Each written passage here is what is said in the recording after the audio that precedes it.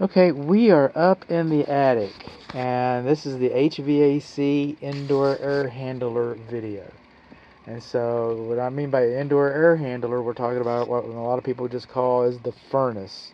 So we've got the furnace, we've got the evaporator coils for your air conditioning system, and of course there's a fan in here, that's the venting that runs all the venting through here. And so what we've got is an old Gibson, and this is the model number over here. There's our data plate, and I'll be looking that up. I can tell you, just because it's Gibson's manufactured, it's well over 14 years old. It's well over 20 years old. It's just an antique. It's an antique. And so over here is our evaporator coils, and I took still images of these, and again, even though it's a Nordine, which is a more recent number, we're probably going to find out that the evaporator coils are not as old as the indoor air handler. We can also kind of tell by the way it's been taped up and kind of set in here. And regardless, this is probably over 14 years old. It's probably over 20 years old. Read your report, and I'll have a table that will have the ages of this equipment to the best of my ability. I'll do some cross-referencing. The cover is held together by one screw. It looks like it's held up by a hope and a prayer and tape. And since I can't get the tape right, we're not taking that off. That's do no harm. I'm not going to be able to get it back as perfect as it is. So, or it isn't. We can tell here in our attic, all that across there, okay, that's rodent dookie, okay? It's just like we've had a rodent festival up here. They want the same things you want. You know, in the wintertime, they want heat. They want the water that's created by the air conditioning system. They want the same things. We got rats. We got mices. We got things like that. Okay, coming along over here, we've got inside of our evaporator coil pan, we've got rust. Water's been developing in here and rusting. And it's be reasonable, and I'm going to find out. Well, I can tell. Okay, come over here. Check this out. Okay, see the way the flanges are popping off? None of them have been sealed with mastic, and the flanges are popping off. You're losing air, whether it's heat or air conditioning. Okay, you're expelling air outside of this system, outside of the living space. All this energy is getting wasted into the attic space. So there's that. Air conditioning duct should not be laying across the floor. Now that's not completely true.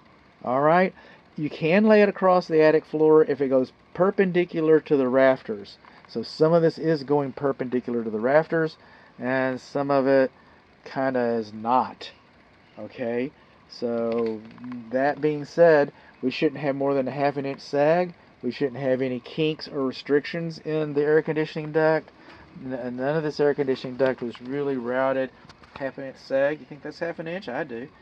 So none of this air duct has been routed professionally or correctly. So that's what we have there. Now coming on along as we go.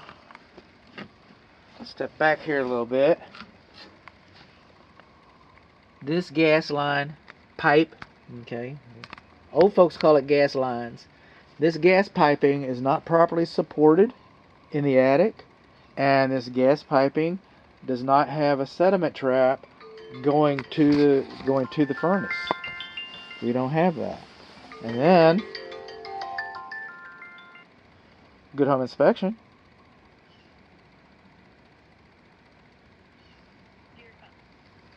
So the gas piping, okay, is not properly supported as it goes to the furnace, and we do not have a sediment trap. Going back to the evaporator coil, I know that I'm taking you around in circles.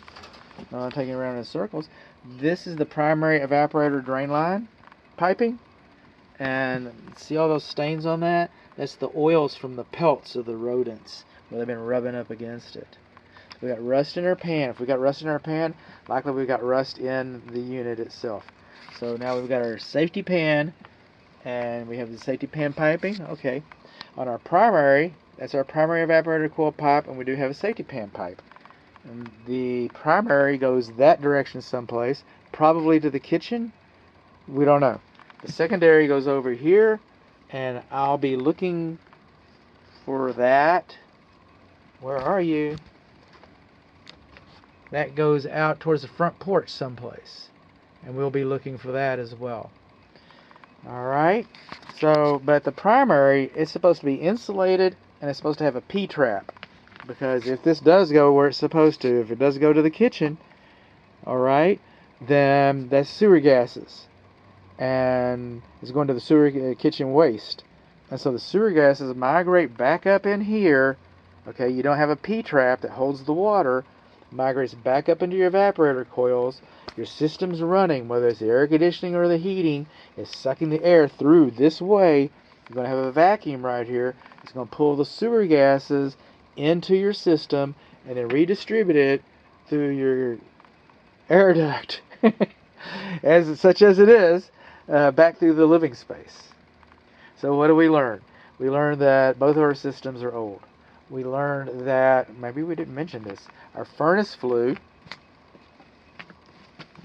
is not properly supported in the attic. We learned that we do not have a care and use manual. We learned that we do not have a disconnect switch. Okay, at one time it was okay just to plug your unit in like that, but today we need a switch. It says on and off. I get it. Anybody, if you don't understand that's how you disconnect the furnace, you don't need to be up here working on it, that's for sure. But we do not have a disconnect switch. Our furnace cover does not stay on properly.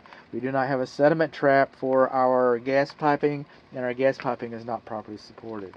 On the air conditioning side, we do not have a P-trap, and the P-trap's not insulated, and we've got rust in the pan. On the venting side, we got leaks all around the plenum. I don't even need a video for that. Got leaks all around the plenum, and the air duct is not properly supported. It's sagging. It's all going on crazy all through here. Okay, now since this is the HVAC system and it's over closer to the electrical system, I'm going to go one step further. Okay, we're going to have a bonus round.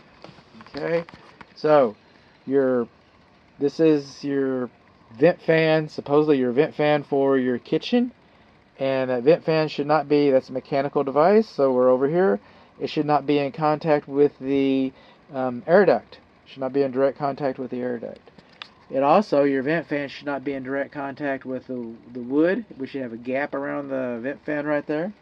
And this vent fan pipe, okay, vent, metal vent, it should be supported. Like the furnace is not supported. This is supposed to be supported. The water heater flue is supposed to be supported. All three of these are supposed to be supported. Then over here we've got the silver canister lights. You see the red and the yellow back over there? Let's zoom in on this. See the yellow and the red over there? Okay, those are open electric junctions. We're not supposed to have open electric junctions. No, they're supposed to be in a junction box. Well, how about these with the green tape on them? Well, that's really extraordinary. But no, that should have those little wire nuts on it, and it should be in its own junction box too. See if I can pull any more electrical out of here. See if I can pull any more electrical out of here. I'm going to see if I can do a test. At one time this had knob and tube wiring. I can see the knob right there, but you see there's no wires on it. The knob and tube wiring has been decommissioned. And this other wiring next to it that I was kind of concerned about, I just realized that's part of the alarm system. That's low voltage.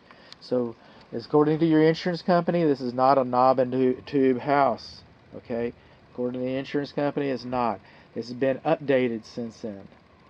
So there's that.